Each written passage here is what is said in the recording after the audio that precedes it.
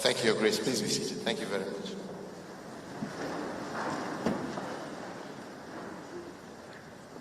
Your Grace,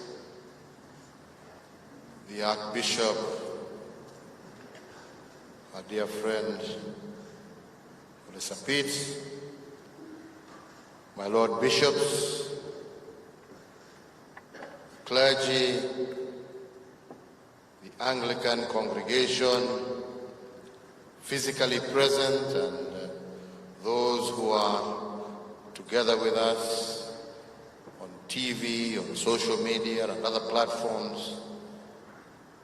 God is good, and all the time. Your Grace, let me begin first and foremost by taking this opportunity to thank you for inviting me to join you on this auspicious occasion where we celebrate 50 years of the existence of this province. And at the very onset, I want to take this opportunity to congratulate you, Archbishop, and indeed the entire Anglican community in Kenya on this joyous day where we have come together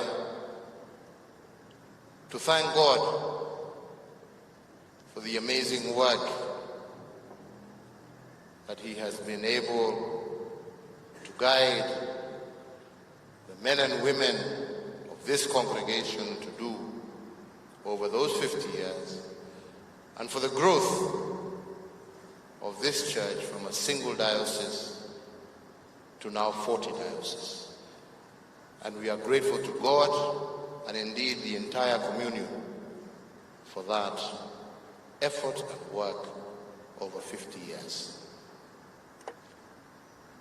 The second is to say that the Anglican Church is inseparable from Kenyan society. You are part and parcel of the society and history of this nation. And I will go even a step further, because not only have you been involved very heavily in not just spreading the gospel, but also in participating in education, in health, and many other social activities that have gone to improve the lives of your fellow citizens. But I think I can say without fear that the Church has also been at the very center of the social, economic, and political history of our country, beginning all the way from the late Archbishop Festus Solan to Bishop Gitare, Manese Kuria,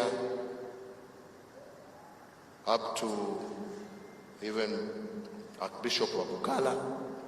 You have played a central role in the social, economic life of this country and have been instrumental in ushering in changes that have made Kenya a better place. And I urge you and encourage you, Archbishop, continue with that. Continue with that. We cannot separate church and the life of people. Yes, you are out there to save souls, but you're also out there to serve and to ensure that the will of your people is also followed and committed by their leaders. And I want to encourage you that you shouldn't stop that. You should continue. Because as my father used to say, you are indeed the church. You are the conscience of society, and we need you at the very forefront to ensure that we who have also been given the mandate by the people to execute on their behalf an agenda to improve livelihoods, we are also kept on our toes. I think the third thing I was going to say is that I am truly grateful even for the sermon that you have given today, because I believe you have touched the very nerve of what we should be doing, not just as a church, but as a society. And the recognition that our role is not to give, but rather to teach our people to fish, to teach our people to live decent lives, to teach our people to not only be God-fearing, but also to know the spirit of service to their fellow man. And I was particularly touched about that congregation you mentioned in Malindi that you went to see, and how they are working together with their community to empower young men. And I want to go and see it. And I promise you, next time I'm in Malindi, I will make sure I pay a visit, because I would like to see also what you said. And to say that I accept your offer, because this is not work that can be done by government alone. It is a societal responsibility. So I accept your offer of us working hand in hand to be able to grow a generation of responsible, empowered, God-fearing citizens.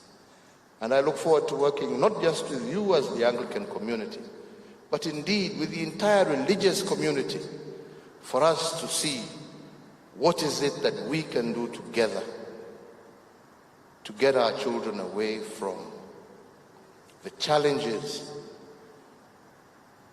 the problems that they are currently going through. So on that, take me as a partner, take my government as a partner, and I look forward to continuing to engage with you and others in the religious community as we seek solutions to this most pressing problem. The third, which I must also, I don't know whether I am going to congratulate you, Archbishop, or the Provost through you, is to say, I am actually quite impressed today, because we have been having a serious COVID problem in this country, and it is growing.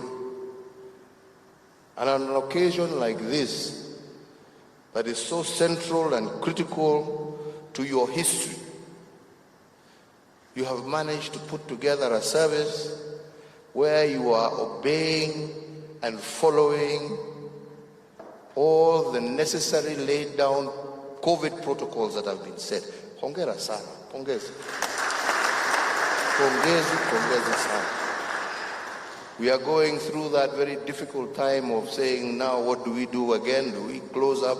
We shall be coming back to that, not today, but soon.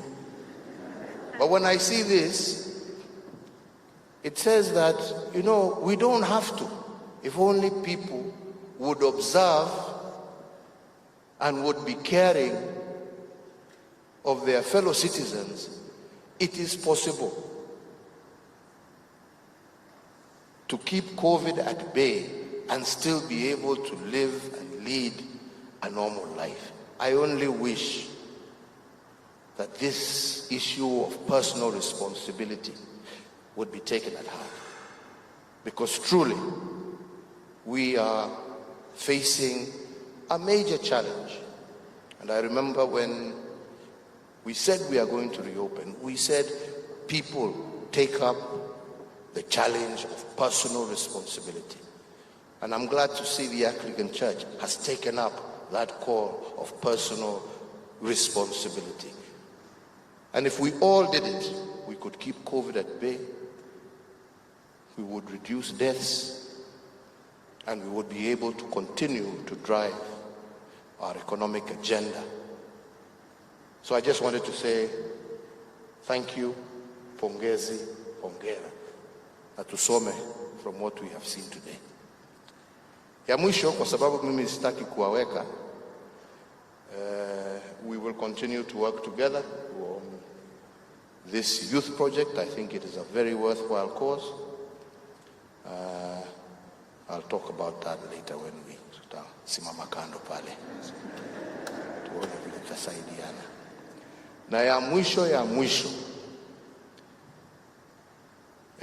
I have been given an invitation by one Uncle Paul. I don't know whether he's still here or whether he's gone back to his congregation. So I wanted to tell him that yes, I accept his invitation, but I have a particular reason for accepting. And that is, some many years ago, probably before Uncle Paul was born, I was one of the people who used to come to that Sunday school. So I would like now to re-attend in a different capacity and see whether things are Uncle Paul, I know you've got gray, lakini I think mimi nimekuzidi na miaka kidogo. Mtakuja, nataka kuona kama mnasomesha vile mlikuwa mnatusomesha wakati huo. Nitakuja Sunday moja ni kusurprise. Si ni hivyo? Utanipatia namba. Tutabonga. Kwa hayo machache na mengi nasema Mungu awabariki, Mungu aendelee kubariki kanisa Anglican, na Mungu aendelee kubariki taifa letu la Kenya. Asanteni sana. Thank you very much.